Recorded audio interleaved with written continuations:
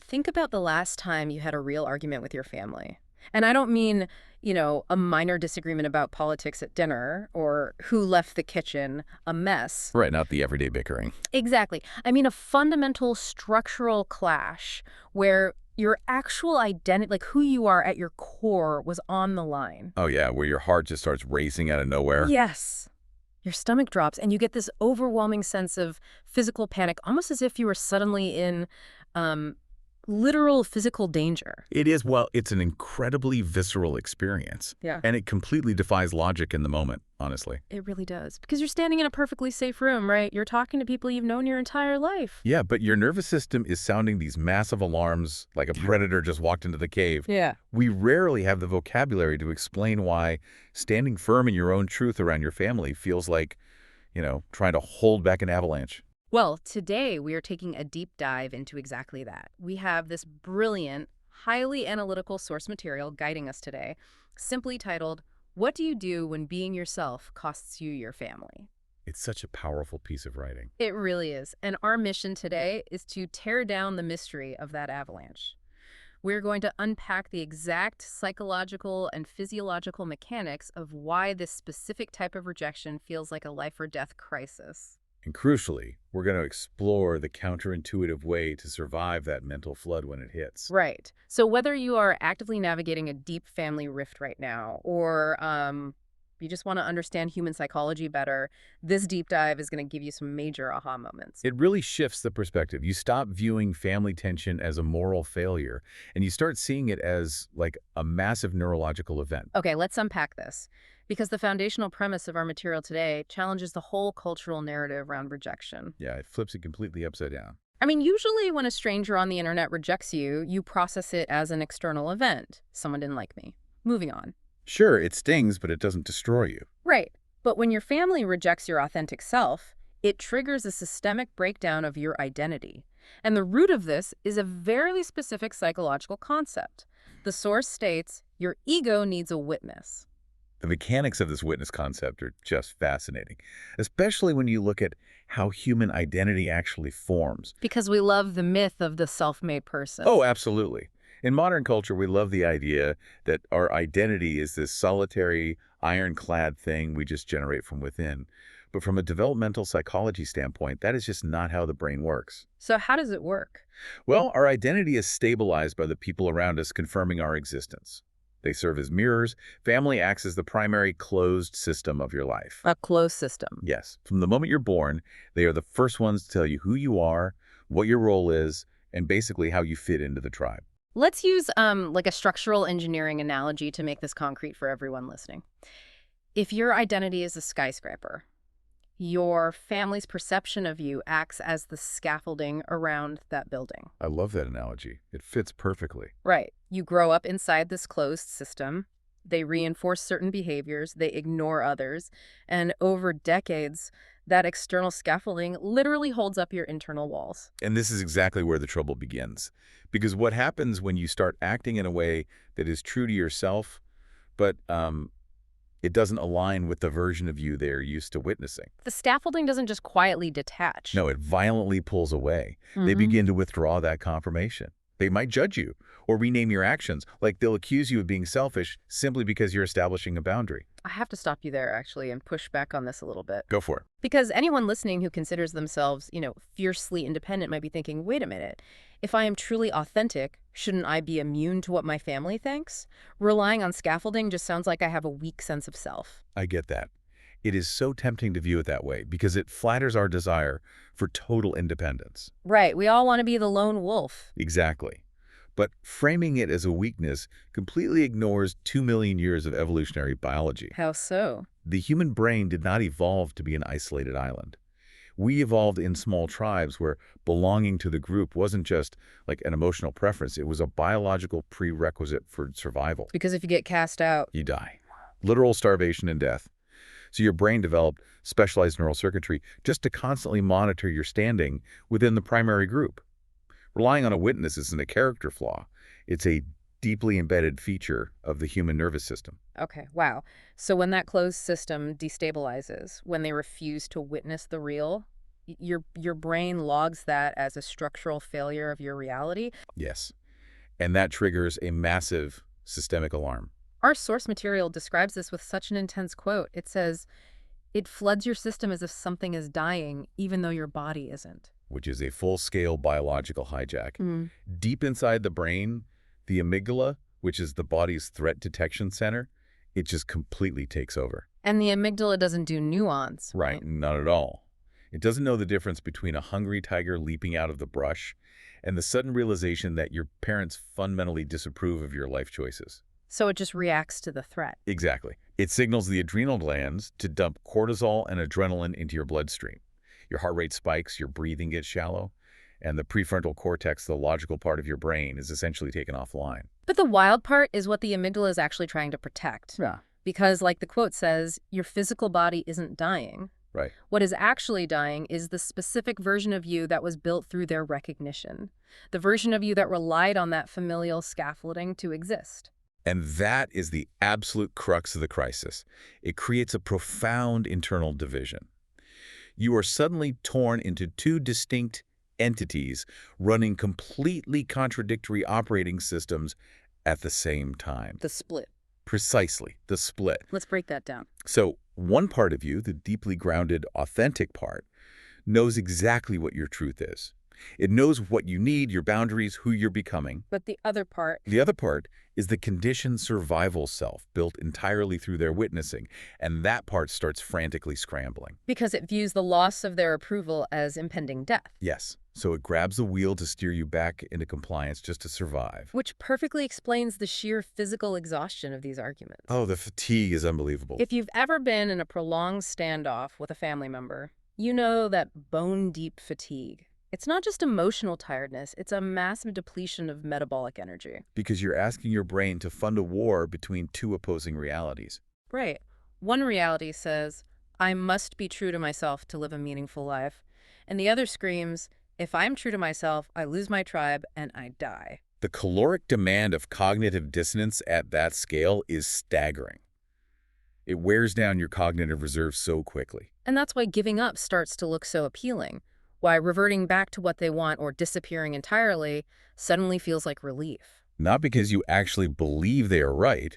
You just want the exhausting noise in your head to stop. Here's where it gets really interesting, though. Because understanding this physical exhaustion leads us directly into how the brain tries to forcefully solve the problem. Because the mind won't just sit there. It actively tries to fix the tension. But under extreme stress, it malfunctions. Yeah, you have to look at how neural pathways work. Neurons that fire together wire together, right? Right. The psychological process that depends on being accepted by your family has been firing since you were a toddler. Is a massive, highly reinforced neural superhighway. Well, the newer process, the authentic self, is... It's still under construction. It might just be a dirt path in comparison. So when the stress hits, the brain automatically diverts power to the superhighway. Always. Because it prioritizes speed during a perceived threat. It doesn't think clearly, it just fires blindly. Pulling up old memories, worst-case scenarios. Exactly. It searches its historical database for any way to regain stability. And there is a brilliant phrase from the source material that captures this perfectly. Stress-driven brainstorming through dominant pathways. That is probably the most crucial takeaway of this entire dynamic. I totally agree. It captures the illusion we fall for. When you're standing in your kitchen, heart pounding, your mind racing a million miles an hour about what you did wrong or how to fix it, it feels like you're doing urgent, clear thinking. But you're not. It's a complete illusion. You're experiencing a system overuse. Stress-driven brainstorming is basically the brain thrashing around in the dark. It's trying to solve a new problem, maintaining autonomy, using old pathways built for compliance. Right. It's using tools built for appeasement to try and build independence. It doesn't work. It's like a computer running a corrupted recovery program. The operating system encounters an error, so it just starts violently throwing every archived photo and corrupted file at the screen just to close the agonizing gap of uncertainty. And that gap of uncertainty has a name. In psychology, you are standing in a liminal space. A liminal space. You've crossed a threshold.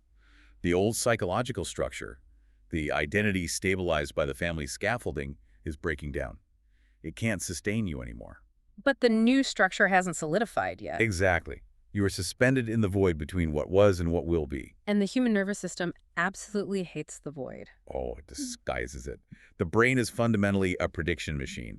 It needs to know what happens next to keep you safe. And a liminal space destroys that ability to predict social outcomes. So the free fall feels completely intolerable. Which is why the nervous system tries to rush the reconstruction at any cost. And this brings us to the most actionable insight of our entire deep dive today. Knowing that your brain is malfunctioning in this liminal space tells you exactly what not to do when the flood hits. The single biggest mistake a person can make is rushing to a conclusion inside that flood. When the alarms are blaring, the urge to just decide to send the angry text, to cave in, to burn the bridge is so overwhelming. Because making a decision feels like grabbing a parachute. You think, if I just figure this out right now, the free fall will stop. But you don't get truth in that state, do you? No, you get trauma. If you force a resolution from inside that neurological chaos, you are simply letting the loudest, oldest neural pathway make the decision for you. And since those pathways were built around surviving childhood by gaining approval, the decision will inevitably betray your authentic self. You collapse the growth process far too early just to escape the discomfort. So if rushing is the ultimate mistake, the solution is beautifully simple in theory, but incredibly difficult in practice. Very difficult. You have to interrupt the process. You don't follow the flood. When the worst case scenarios start flashing, you don't chase them down the rabbit hole. You literally step back, slow your breathing, and refuse to engage with the false urgency. If we connect this to the bigger picture, we finally start to understand the hard science behind why practices like stillness or deep breathing are so effective. It's not about just escaping your problems. No, it's not burying your head in the sand. It's a targeted biological intervention. By refusing to engage in that frantic, self-referential loop of, what do they think of me? You are actively depriving that fearful neural pathway of the metabolic energy it needs to keep firing. You're just waiting for the corrupted recovery program to run out of battery. Exactly. You are down-regulating the fight-or-flight response and letting the parasympathetic nervous system bring the body back to baseline. You let it spin its wheels until it drains its own power. But that requires enormous courage, doesn't it? To sit in the liminal space, feeling the terror of the collapsed scaffolding, and consciously deciding to do absolutely nothing. It takes immense strength. You are trusting that the internal storm will eventually run out of rain. And the aftermath of that pause is where the real transformation happens, because when you successfully outwait the hijack, the chaos quiets down, and another signal comes online. But the incredible thing is, it's not a new signal. No, it was broadcasting the entire time. It was just being drowned out by the blaring sirens of the survival pathways. Your authentic voice doesn't have to be fabricated. It just has to be uncovered. Right. When the cortisol clears, the thoughts aren't spinning relentlessly through predictions of abandonment. You realize you don't actually need to perfectly contort yourself to fit their puzzle. You aren't desperately trying to become someone else to earn back the scaffolding. You simply aren't letting the fear process steer the ship. You transition from needing an external witness to becoming your own witness. You stabilize your structure from the inside out. So, what does this all mean? When we look at the evolutionary need for the closed system, the amygdala hijack, the illusion of stress-driven brainstorming, and the power of the pause, it leads to a sobering but really liberating realization. It forces a hard evaluation of the relationships we bleed ourselves dry to save. If being loved by your family requires you to actively suppress your authentic identity, If the scaffolding only supports a pre-approved character, then what is being offered isn't actually love, it's conditional acceptance. and that is a heavy truth to carry, because conditional acceptance feels safe. It feels like belonging. But it's transactional. Love supports the structure of who you are actually becoming. Conditional acceptance only supports the structure they want you to remain. Recognizing that distinction is the key to finally walking out of the liminal space. Yeah. You stop trying to negotiate your reality with people who are committed to misunderstanding you. So, to you, the person listening right now, if you are standing in the middle of this flood today, feeling that intense, bone-deep exhaustion over who you are allowed to be, remember that the crushing urgency you feel is a trick of the mind. That desperate need to fix the relationship right this second is not a genuine demand for action. No, it is merely your nervous system defaulting to ancient survival routes. You do not have to solve the architecture of your entire life today. You just have to breathe, hold your ground, and let the false alarms burn themselves out. The clarity you're searching for is already intact, right underneath the noise. Just cultivate enough stillness to let the dominant pathways weaken. Which leaves us with one final lingering thought to explore on your own after we wrap up today. We've spent this deep dive looking at the invisible mechanics of your own mind. What happens to your internal structure when you pause and refuse to scramble for approval? To consider the other side of the equation. Exactly. When you successfully interrupt your own panic, when you refuse to rush to a conclusion and simply stand firm, quiet, and rooted in your truth, what happens to the family system around you? That is a truly disruptive question. If your ego no longer relies on them to act as your witness, does your newfound unshakable stillness suddenly force them into a liminal space of their own?